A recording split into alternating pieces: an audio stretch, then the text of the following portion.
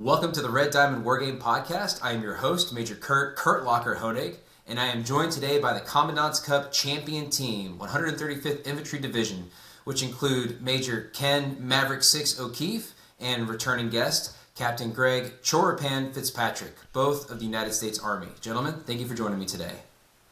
Yeah, thanks for having us.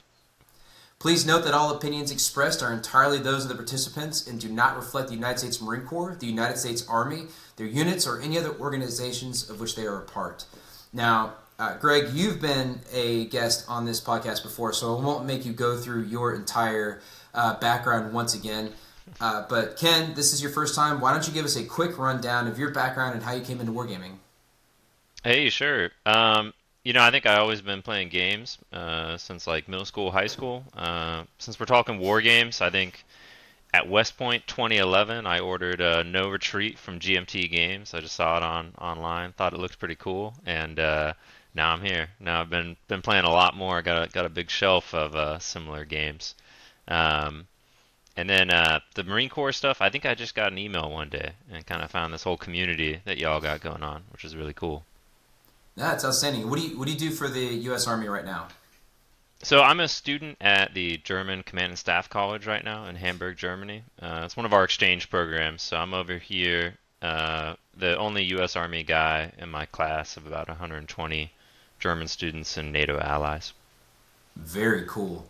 Well, gentlemen, obviously it's the Commandant's Cup, the Commandant referring to the United States Marine Corps. So the U.S. Army came in and absolutely dominated the competition, taking first place. Greg, you're proudly displaying the trophy off to your side there. So well earned. Congratulations. We definitely resent both of you for coming in and beating us up. But that being said, can you guys give us an impression on the cup experience overall? Greg, how did the cup experience strike you?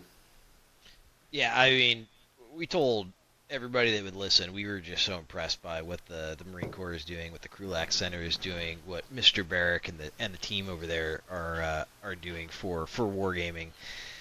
It was really, really cool to have the three different war games. You get these people from around the Marine Corps. You get some folks from the Army, and then we had our Canadian and Polish allies there as well. That was really, really cool. And then to put it in a venue like Modern Day Marine, center of the event floor, and have the Commandant talk about that in his closing remarks and bring it up stage to close out the conference. It shows that the Marine Corps as an organization is attempting to put a lot of emphasis on this and sees value in this. And I think I came away really impressed by just like the production values going into the Objective One booth there, the other war games that were on display. Some of the we were able to talk to some of the other designers and systems that were out there and came away very impressed. So I think just overall very impressed and really liked the experience there. Ken, what was your experience like? Yeah, I mean, I would echo everything that Greg just said. I think to draw it in comparison, it just tells me as well, in comparison to the U.S. Army, there's like a different cultural understanding of the importance and developmental value that these war games can have. Because, when I talk to U.S. Army field grades about this sort of stuff, most often the first reaction is like, just for fun? It's like, well, not exactly just for fun. Yes, it is fun, but there's also a little bit more going on here under the hood, and clearly the Marine Corps recognizes that. So I'm really glad that it happened in the way it did. Yeah, absolutely. And Tim has never hidden the idea straight out of Peter Perla's The Art of Wargaming, where you're breaking down like a game is supposed to be fun in addition to educational and forcing the decision making, because otherwise you're not going to keep coming back and playing more. Would you guys assess overall that it was a fun experience and would be interested in coming back and attempting to defend your title? Oh yeah, no, I've already been sensing out, who amongst there's about 240 students at any time at the Bundeswehr, German Staff College here, and I've been sensing out who's got interest in this. I think we'll very certainly have enough people to form several teams for the qualifiers. And then the humorous aspect is next year. For example, I could be back, and one of the other big gamers is a Norwegian guy. So me, the American, and him, the Norwegian, could be there to represent the German college, which would be an interesting combination. Yeah, Yeah, absolutely. And same thing. I had a blast. I thought it was. I thought the game selection was really cool, and I think we'll probably get into talking more about what happened at the Commandant's Cup. But it was. I thought the way that Mr. Barrick and the team selected the games, the designers, how they came together and put those together. They were interesting scenarios, but they were fun to play. So yeah, absolutely. And I'll be the first one to admit that Hex Keith, the lead designer for Company Commander, pulled several of us aside and pointed the two of you out, because even though these games are fun, it didn't mean that you two didn't take them very, very seriously. And his example was he observed you two sitting over the Joint Tactics Arena map for, in his term, hours, poring over the map, trying to really suss out what you thought would be the best course of action for victory, or to prevent your opponent from achieving victory. So first off, I'm just kind of to dive into Joint Tactics Arena. Greg, what was your experience playing that game? What was your impression of Joint Tactics Arena? So I think we had never played it before. We got the rules along with everybody else about a week before the tournament. We were able to review that. I had played OWS previously, just once or twice, and so had some basic understanding of like a similar system, but as they talked about as they were introducing it, that could sometimes be a hindrance just because of the differences. So like it would appear very like the unit counters and some of the systems appeared very like OWS, but there were some key differences.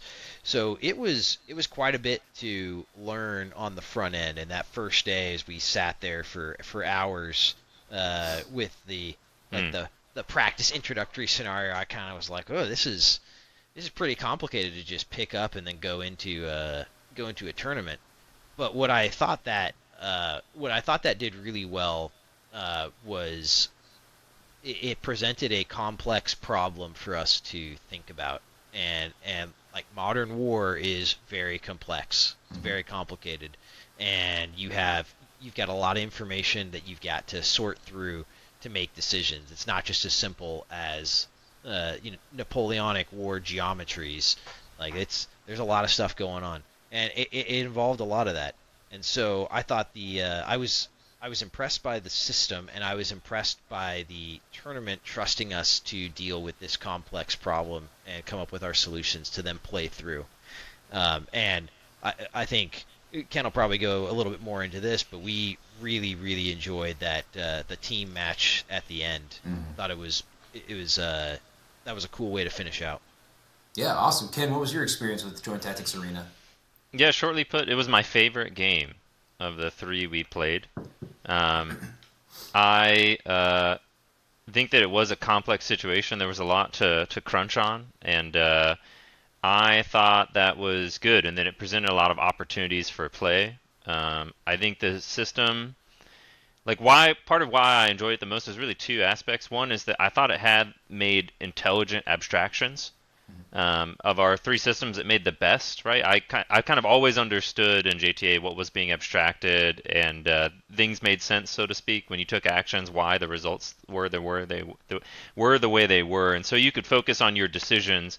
And then here, the second part, focus on your opponent. I think GTA was highly interactive in that you were looking for opportunities that really you had to create, or your opponent had to present. And while you were doing that, your opponent was also acting in his own and would present threats or present, for different vulnerabilities which you might want to attack. And so for that reason, I thought it was one of our best in terms of the training value. And I think our championship match actually really drew that out because when we played together, it was harder playing together. Like Greg and I had a good conversation about this afterwards. You think you had two smart guys, and it's like, oh, the brain power is just going to be combined. Like, no, we ended up kind of stepping on each other's feet a little bit, ignored some other things because we just mentally assumed the other guy was looking at it, in the limited time we had to play. And, the Poles, shout out to them. They got us by 30 points. Not enough to win the tournament, but they edged us out on that round. And, for that reason, it's like, man, what if we had like roles and staffs? What if there were like delineated responsibilities for people? That was kind of ended up being the direction we said, if we did it again as a team, you got to play JTA or really any game. I think that's outstanding. Greg, what insights do you have? Yeah, I think that I think, like he said, it was very interactive.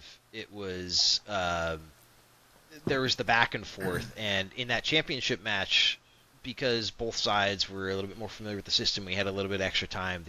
We were able to play the game longer, like more turns. So in the earlier rounds, because of the pretty tight timeline, we only had a few hours to play through, and so we only got to say turn 2 in our individual matches against our opponents. But then when we came together, we had, I think, 3.5 hours or 4 hours to play, and both sides understood the system. The play just went a lot faster, and we were able to make it to turn 3 or 4, and so it was cruising along. And so I think the decisions you then make in the beginning have more of an effect. You had to be focused a little bit longer term, and now we were talking about sequencing actions. And so, hey, I might see this opportunity right now, but there are other actions that I'm going to take to continue to develop the situation before I exploit that opportunity. Or what we had done is we said, hey, this is here's our theory of victory. This is where we want to get to at end state, and so we need to these are like the conditions that we need to have set in order to take our decisive strike. And so these are the conditions that we need to set, and then we were trying to set conditions while also preventing the enemy from achieving his win conditions there. And I thought we did a pretty good job, but like Ken said, we get to the end.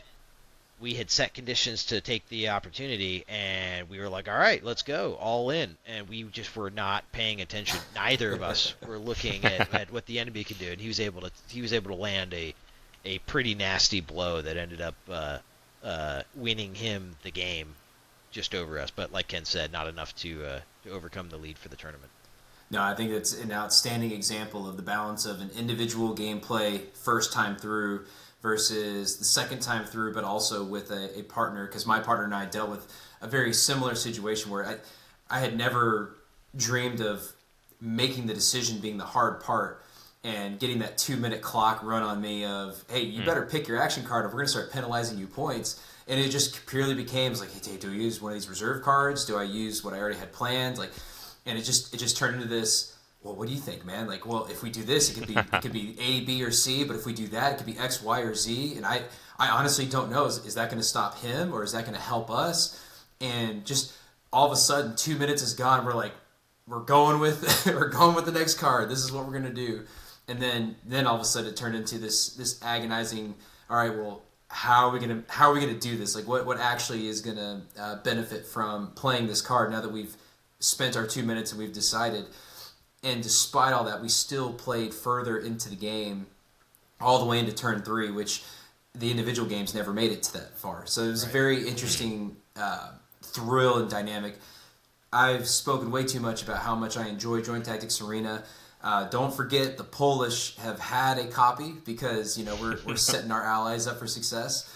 I'm very hopeful that we get a copy published soon because I just want to see the elevation of gameplay. I think it's only going to get better. I've yet to find or talk to anyone who has come up with, this is the way to win. I've had 3 different people come up with their own theories of victory, and all 3 have been different. And that, to me, is the sign of an excellent game. And I'm looking forward to seeing the evolution of that gameplay the more practice reps we get to have in the off season. That way you're not learning staying up late the night before while Hexbar Keith makes fun of you for studying the map. You're just ready to go. So, Ken, let me ask you this: what we've got two other games to talk about: Flashpoint Campaigns and Company Commander. Which was your favorite to play out of those two? I liked them all. My after answer. JTA, the next one for me was Company Commander, particularly the first round actually. Mm-hmm. We played against an AI, which the AI is good. Usually playing against a human opponent is better, but why I liked that round was we got sort of like a situation brief, we got some intelligence products, and then we had the choice on force composition. The scenario was to reseize Midway Island, and I really liked that because it challenged players, myself included, to uh, have a concept of the operation Mm-hmm. through the entire time available. Right? We knew in that case it was 12 turns, and I think in both JTA and in Company Commander, that's the sort of preparation that really paid off. Is where did you see yourself in turn 8? Where did you want to see your opponent in the battlefield in turn 8? And the round one of Company Commander was brutal if you didn't do that, man. If you brought the all helicopter force, it was painful. I'm really sorry to the guys who did. Um, I brought the force with like 2 platoons mech ACV and 1 platoon air assault, and that was even very touch and go at times. I Mm-hmm. think it was about turn 2. I was looking at the casualties in the water, going, man, I might really lose this here.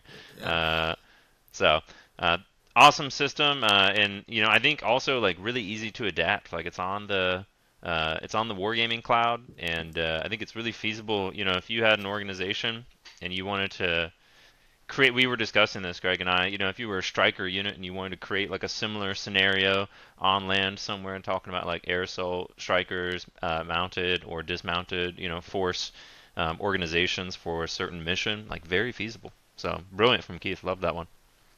Awesome. Greg, what are your thoughts on seizing Midway?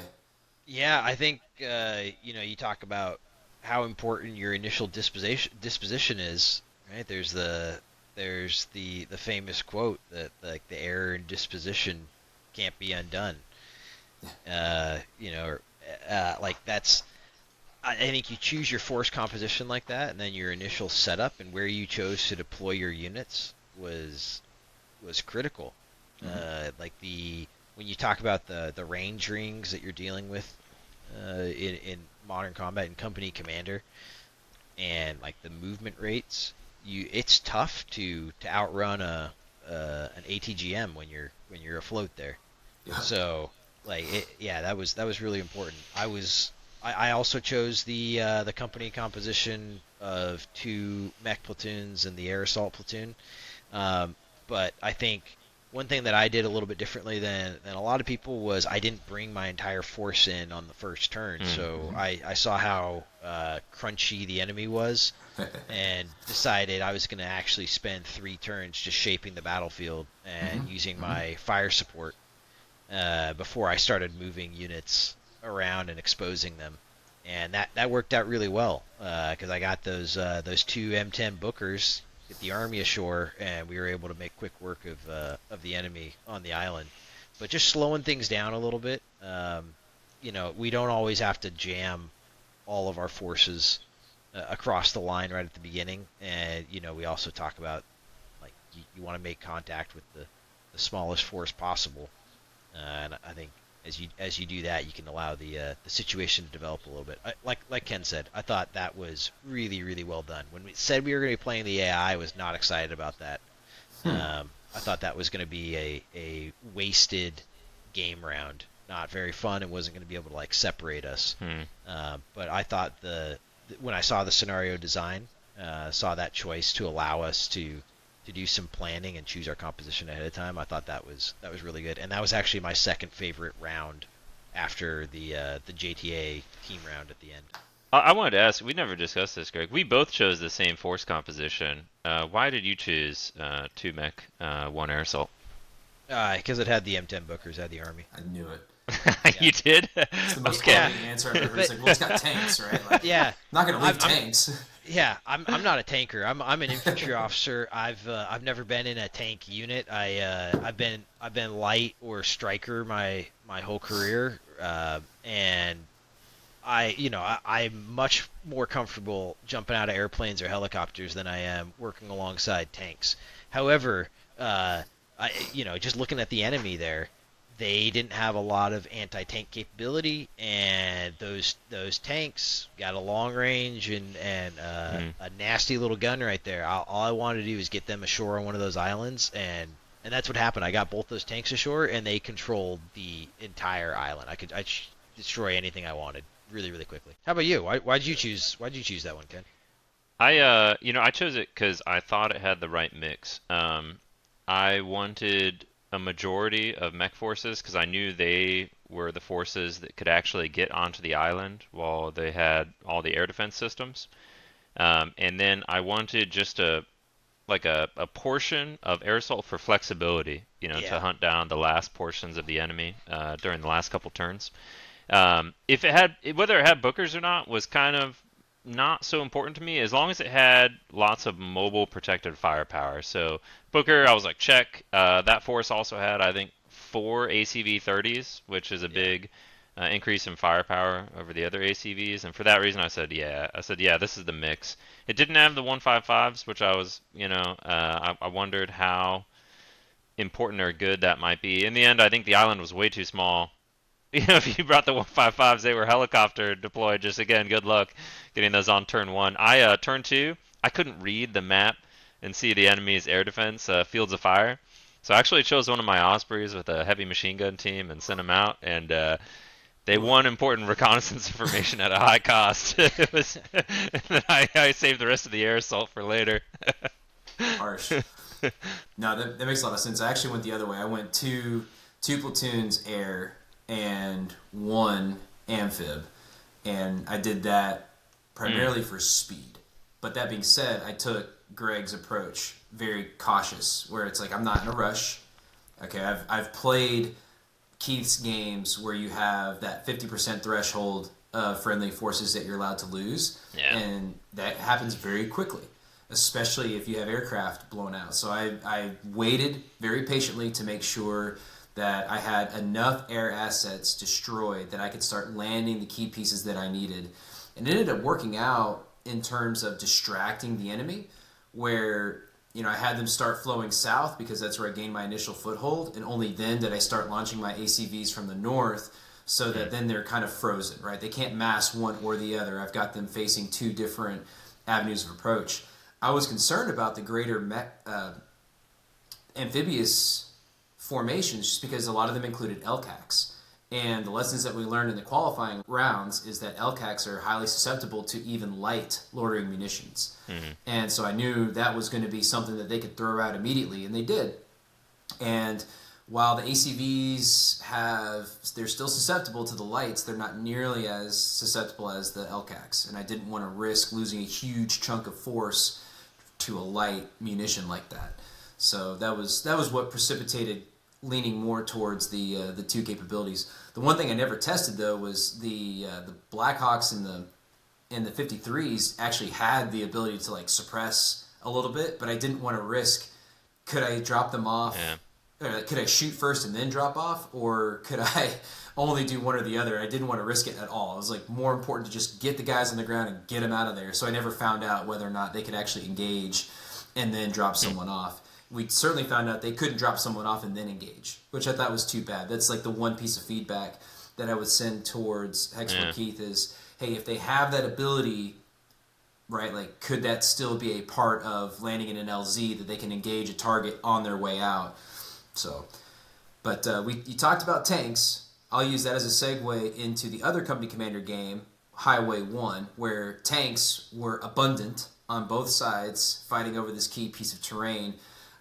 Ken, what was your experience on Highway 1? Yeah, it was a bloodbath. I think I fought Andrew, if I recall correctly, and we both just clobbered each other, and I think he got like 2 more points than me. I think he was like 102 points, and I was 98 afterwards. My concept of the operation did not pan out as I planned. I thought that the terrain west of Highway Number One, where the Chinese could deploy forward, would be I thought that would be essentially key terrain because I thought the Chinese could get two angles on the highway where the um, Taiwanese would have to fight, and therefore, like the Chinese could really concentrate in a way that the Taiwanese couldn't.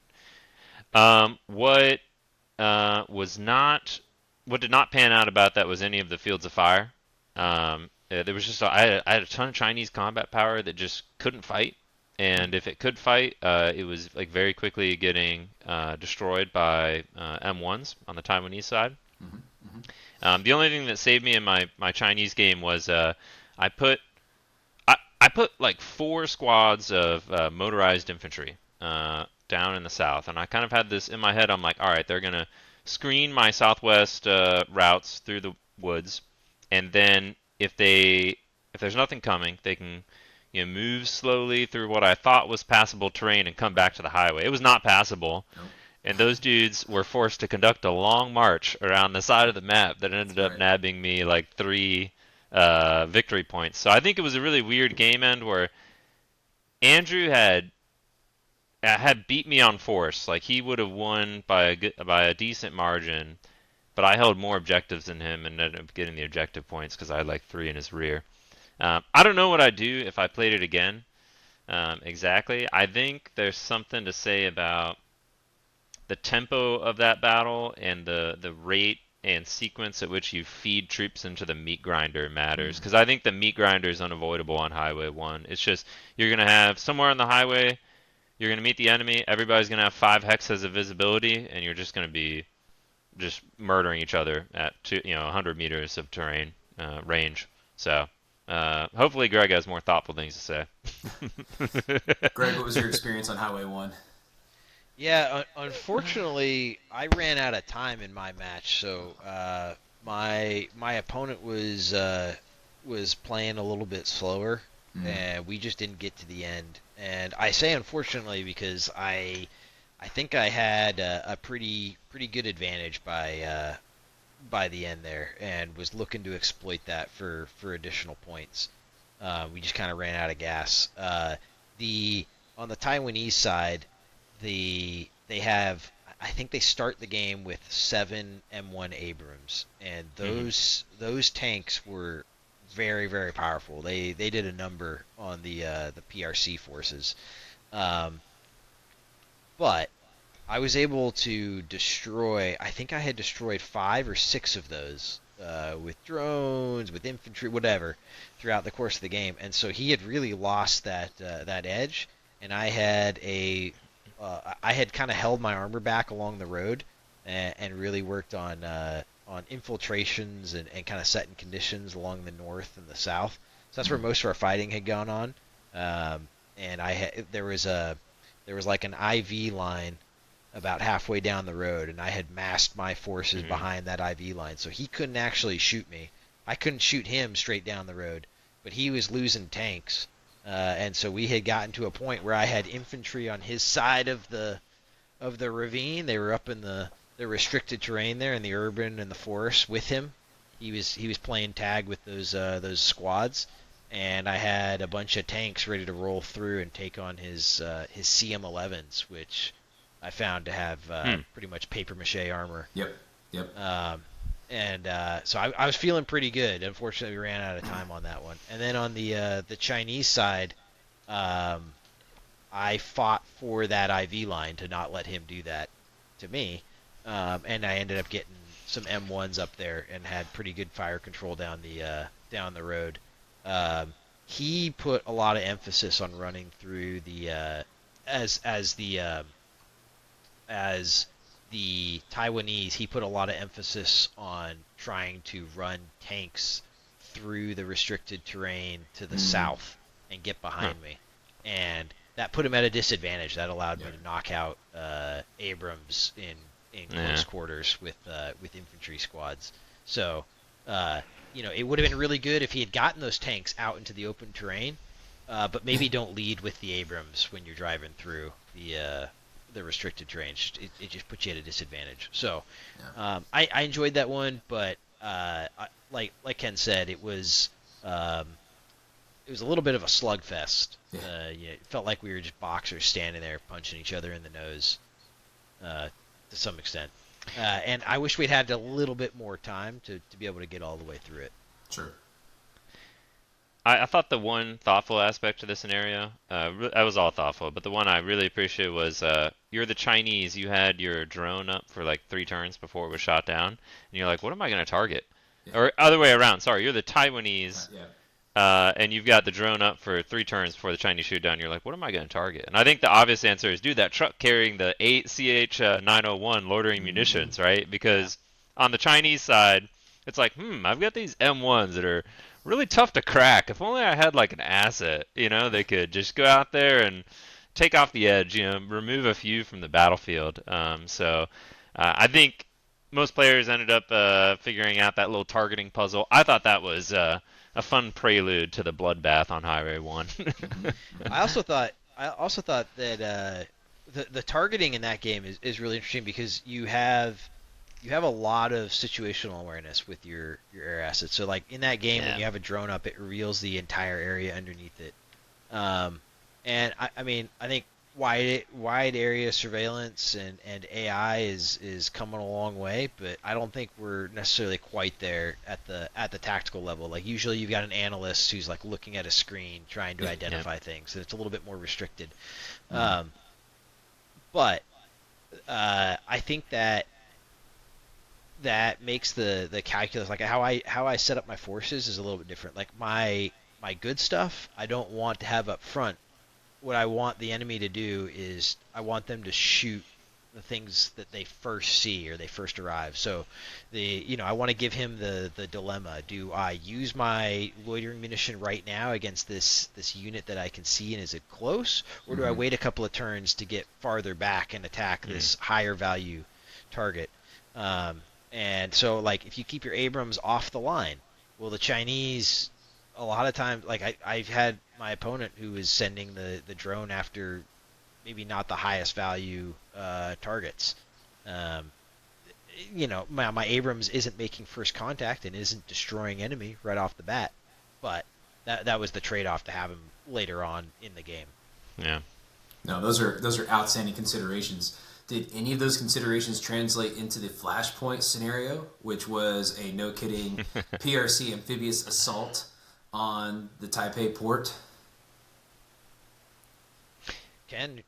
Yeah, so Flashpoint. I thought it was a big challenge to sit down and like 15 minutes plan a brigade operation in Flashpoint campaigns. Man, my wrist was tired because we had just done Company Commander, and you know how in Company Commander you're trying to assess the line of sight, and you're just whenever somebody's playing Company Commander, you just hear them like click click click click click click click click because they're just going through the hexes, seeing the dark and light line of sight results.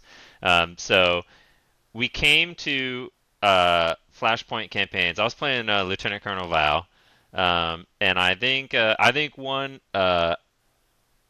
setting your SOPs. I'm pretty sure in the game you have to set your SOPs, and I definitely did that for my entire brigade. I think I modified the disposition on like 1 or 2 battalions before I was just all right. Like I gotta press this chess clock and start the game. So I thought that one was interesting in that we actually didn't get to make a lot of fundamental decisions. We were just kind of like almost put right into an execution situation. And so, like, what could you control? I found I was rarely giving orders to anything smaller than a company or a battalion in the time available because you also had the chess clock. I defended. I defended like 6 companies forward and 2 armor companies in reserve or something along those lines. If I got the force composition in my head straight, and we learned, in our game, the map extends 5 kilometers out from the coast, so there is no safe path for the LCACs. I think Val tried an oblique maneuver across my front with some LCACs. I tried it with 1. He tried it with an entire battalion, and we both paid the price. He just paid a bigger price, unfortunately. He landed, I think, disorganized because he chose a wide landing. He chose 2 landing beaches. I chose a single landing beach, which worked out, and then I could overcome the Taiwanese defenders. Whereas the Chinese, I really ran out of steam was once I started pushing inland, my formations got mostly disorganized except for one company of ZBDs who, man, it was ridiculous. I don't know how to. This company of ZBDs literally defeated, I think, like 5 close ambushes. Like at the end of the game, I ran out of time on the Chinese side. I didn't play the last 30 minutes of the game Oh wow. because I didn't. Well, I didn't. I think I was playing a little slower than Val because I was clicking the SOPs, but also I'm pretty sure I just stopped doing the chess clock at one point and gave him like 15 minutes of my time. Oh, no. Yeah. So it comes up to my last turn. I'm like, all right, what am I gonna do with these guys? And I gave him some sort of like Hail Mary, like, hey, go take like 3 That objectives. victory point, yeah. Yeah, no, These no, three no, no, like 3, one after the other. I'm like, what's the worst case? They die. They took all 3.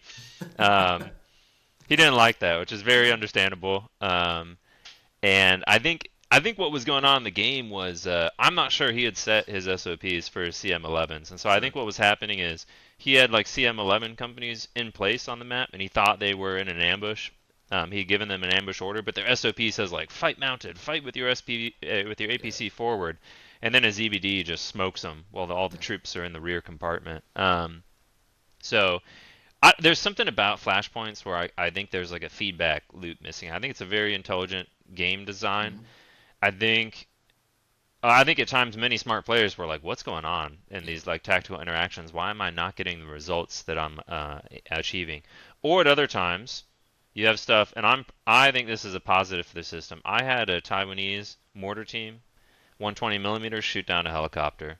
Um, Nice. that was really satisfying when, like, a week later, I was in a room at the Army Future Studies program, and people were saying, maybe we don't need to do so much airspace control measures. Red Air has never shot down any of our aircraft, or Red Fires have never shot down any of our aircraft accidentally. And I didn't actually stand up, but I was like, man, right now I could go. Well, actually, gentlemen, Yeah. I was playing at the Marine Corps Commandant's Cup, and there's an example. So. Yeah, I'm kind of losing the thread here, but long story short, the Chinese had like a long shot ZBD company steal 3 objectives at the end, and then my Taiwanese guys just really defended the beaches effectively. I think dispersion was the wrong answer on that scenario. Greg, how was your game? Yeah, so I played the next day, and they had gone in and fixed a lot of the issues with the SOPs. So like the default SOPs were not wait until you get shot to open fire, and I definitely saw that with my opponent's CM11s, his tanks. He put them right along the water and just smoked me. So I think, it was a lot to plan in the short amount of time that we had there. And the correlation of forces, just like the combat power that the Chinese were bringing ashore, was not overwhelming when compared with 4 companies of tanks and rotary wing support. You've got the attack helicopters, the Apaches, who certainly in my case, as the Taiwanese defenders, I had the Apaches with a nearby FARP, and they shot so many missiles. It was out of control, the damage that they were doing to the Chinese landing force. Now my opponent, as the Chinese, he took his helicopters, and instead of using them to support the landing, he actually flew them out to the east and around my positions, and then back behind, and he was using them in like an air interdiction role. He was looking for headquarters and for artillery and for my reserves, and he caused a bunch of problems back there. He was knocking out artillery pieces, command posts, all that stuff. And then when I did move I had 2 armor companies in reserve, or I had an armor company and a mech company in reserve. And so when I did order my reserve forward, and they're out on the road in column trying to rapidly get to the beach to react to the landing, they took some casualties from the helicopters. But the Chinese didn't have a way to reload, and so once he had Winchestered those platforms, it was like, okay, you can observe me, but there's the thing he did though was he put all of his stuff forward, and so he aligned the beaches with 4 companies of tanks. And I concentrated on a single beach like Ken did. I took enormous casualties in the water before I came into came into range, and there wasn't like a lot of decision space there because there was a pretty limited area where you could set up. Yeah. You were already within range of the enemy, and you really just had to like go straight ahead. And so when I talk about the overwhelming force, like he set up an armor company right in front of me, and so I'm running. His tanks are firing as fast as they can reload and knocking out my ZBDs and ZBTs out there. And there wasn't really anything that I could do in response. Like I had my helicopters trying to support that, but like there weren't a lot of like interesting decisions for me to make there. One thing I did do was I sent a reconnaissance element out to the east, and I found that like he was that single reconnaissance. I think it was a platoon survived. Nice. Like nobody shot at him. He just slunk along the north end of the map and got over and landed on the east side of the map. And so as my opponent identified my landing beach on the far west side, he pulled all the rest of his tanks off of their defensive firing positions and sent them to the west to converge on me. And so he actually left the east side open. I was able to capture some victory points with that reconnaissance platoon. And then when I did hit the beach with my Chinese forces, I decided that instead of trying to control an area and slowly expand, I was going to adopt more like the Russian style like DRG concept, where I was just going to use my units as reconnaissance elements and just send everybody. I was going to try to avoid combat. I wasn't going to try to destroy Taiwanese forces because I knew I wasn't going to win on like kills and losses. The only way I was going to win was by taking terrain. And so I just tried to find open roads into the rear. And I was able to get a number of my like punchy units, so units that were fast and had firepower, into his rear area faster than he could react. And I was able to knock out some key equipment, take some terrain, and cause him some issues. And so when it came down to it, I was able to destroy his landing on the beach as my Taiwanese side. He didn't make any headway. So although he was able to kill some of my units with his helicopters, he didn't get off the beach, and I was able to destroy him. On the flip side, as the Chinese, I had a number of units that slipped through his encirclement and were able to capture terrain in the rear, and so it ended up turning into a pretty lopsided victory for me. Now, I look at that and say, well, my units are cut off. I've got like individual reconnaissance units and small units that are scattered across his rear area. He's going to be able to go through and mop those up and clear those up, because I certainly don't have a lodgement on the beach. He was able to destroy that with his reinforcing tanks. So like, did the scenario turn out did it spit out the result that like aligns with the actual results? Not necessarily. I do think that maybe if we had a little bit longer to plan, like maybe if we had a week, we had found out what the forces were a week ahead of time, we could have designed our plan and made that a little bit more interesting. But the system itself, I thought was really, really cool. Like the complexity and the and how like the units interacted, the choices, and like the level of control it gave you, and then like how you would give orders, and you would have the simultaneous execution, but based on your command and control, you would be able to affect it at different intervals. I thought that was a cool innovation. Yeah, the system itself is pretty outstanding. I think a general consensus that we're arriving to in this scenario was there were some more opportunities in either force disposition or force layout, or even just starting positions, that would have afforded us some more decision-making space. And I think in a wargaming tournament like this, that's really more what you want to see, is the different decisions. We want to be judged on the decisions that we make, or how we react to the decisions that an opponent makes. And unfortunately, it felt a lot more like the decisions were more just based on the results of some of the dice rolls that occurred within the gameplay, which is still valuable, it's still important, but maybe some missed opportunity there. What did you guys feel like in terms of having 2 of the 4 games, or really 3 of the 4 games, not have any Marine Corps units despite being held at Modern Day Marine? Would you have liked to have seen maybe more joint units, get us some more Air Force and Army Navy personnel on your games, or were you happy with a PRC ROC continuation of theme from the qualifying tournaments into the Commandant's Cup? What do you think, Ken? I yeah, I was perfectly satisfied with the forces we were looking at. I think, with the Commandant's Cup, we're really in the territory of individual development versus futures experimentation. And so the most important thing is to have interesting decisions for the participants to chew on. And I think that was present in all of the games to varying degrees and in different ways. And whether it was Chinese or Taiwanese or Marine Corps or Navy, like, the categories of modern systems were represented. Mobile protected firepower, infantry, enablers such as your artillery, air, CAS, CCA.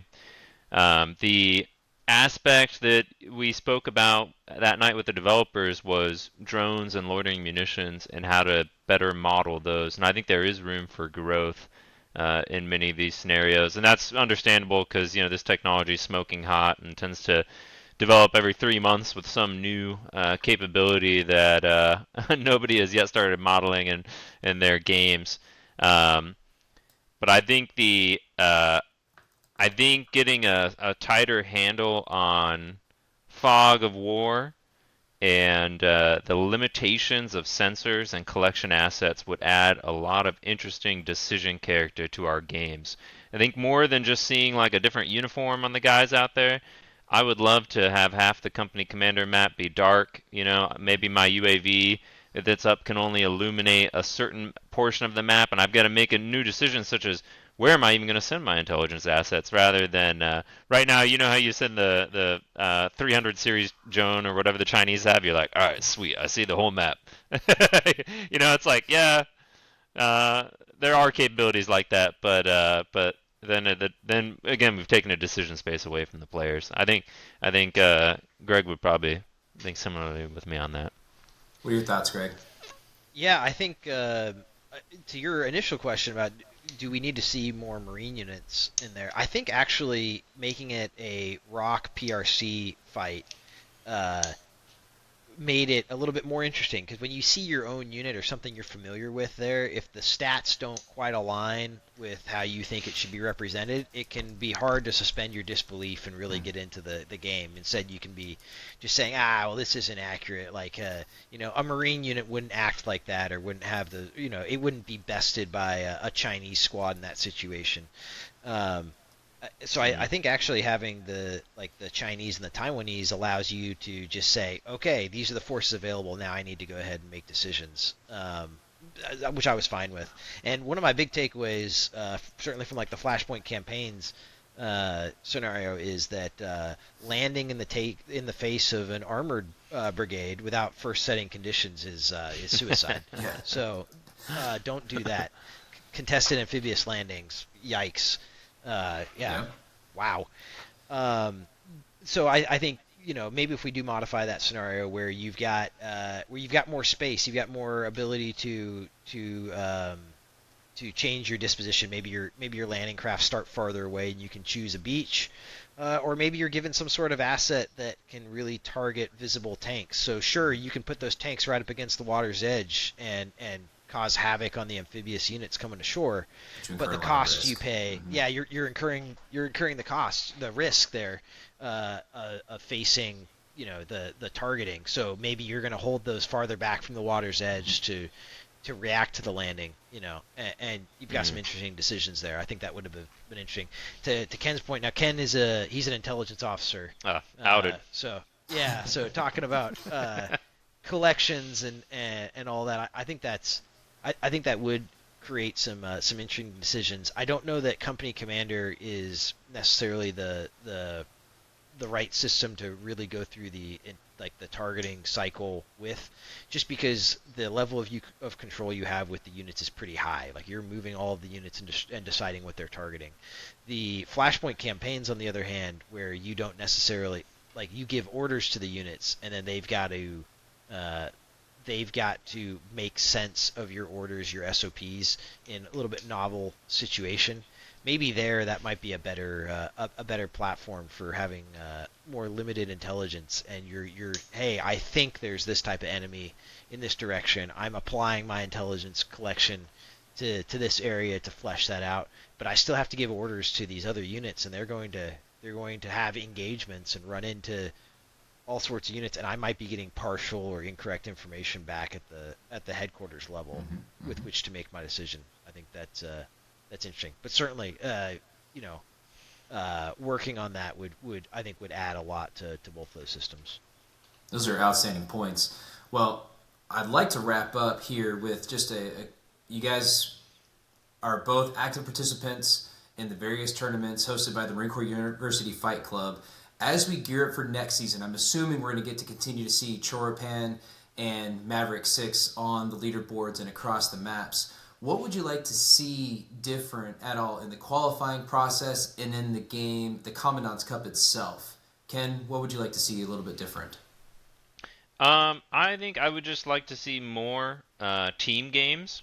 I think really any format, I love team games, even if we're playing like singles matches, but we're part of a teams. I really enjoy it because then you have a small group of people you're bouncing these ideas off of. Maverick 6 comes from back when I was a MICO company commander, and we played 4 of us from my company a war plan tournament.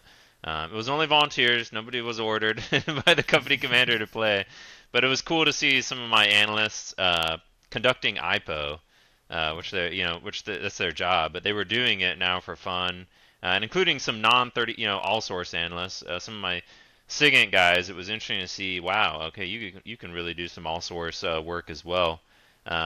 And to give them an opportunity to go through our process, cut down, keeping it to the essentials and reasonable for time, and to share that with Greg's team. And that's the kind of stuff that makes the team matches so much cooler. I would even love if we had like multiple stages against the same enemy team. That would be really fun, because then you're going to start comparing player notes. You're like, oh yeah, I played Choripan last game. That guy's incredibly aggressive. But you know what he doesn't do? Protect his rear flank, man. Just dumb stuff like that would be really cool to get a sense for the personalities. Kind of like what you're doing with taking down our usernames. I would love to continue to see some of these company commander scenarios where we have like a matrix of conditions. I thought that was really cool and could potentially be adapted for an online tournament as well. No, that makes a lot of sense. Greg, what about you? What would you like to see, if anything, different in either the qualifying process or the cup itself? I think that the move to restrict this to units, specific units, is a great thing. So Ken and I are not going to be on the same team this next round. We've PCS'd apart, so we're no longer in the same unit, and we're gonna have to find other partners to bring into this and to play through. I think that's really cool. Yeah. Like the big value in this is opening it up to the wider population. If you can get more and more officers, Marines, soldiers, whoever playing these games, like it's just going to increase the quality across the force. It's going to give people sets and reps here looking at these of this competitive decision making, which I think is really, really valuable. So I'm looking forward to that, to identifying new teammates and getting them up to speed, and then bringing them into the game. I think that's also one of the dangers though with this type of tournament, is you're using these same systems, and so if you've got somebody who's played it 3 or 4 years in a row, they might have a natural advantage compared with somebody who's just getting into it.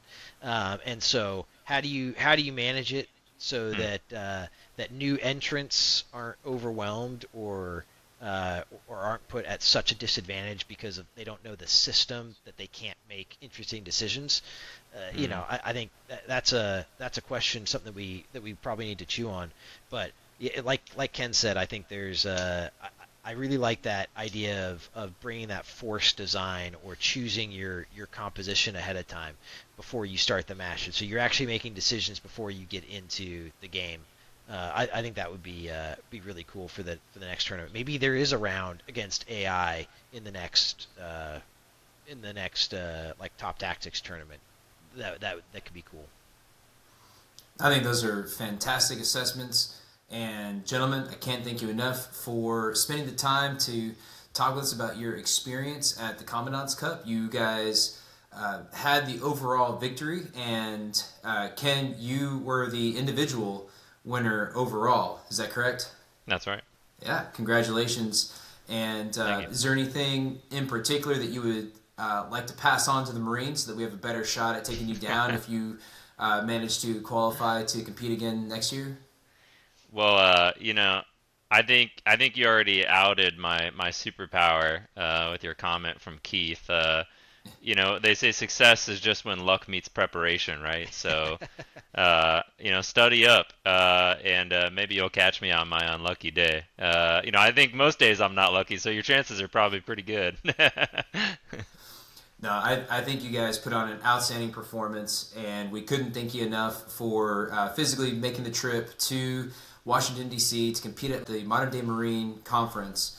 The Commandant's Cup, I think, is going in the right direction, and I think you two having success at the Cup really highlights the way that we embrace feedback, the idea that we can only get better by learning from each other, by competing against each other, by rolling the dice and making a decision and learning from it, whether that outcome is positive or negative. So again, thank you so much for your time, and I look forward to seeing you guys across the map.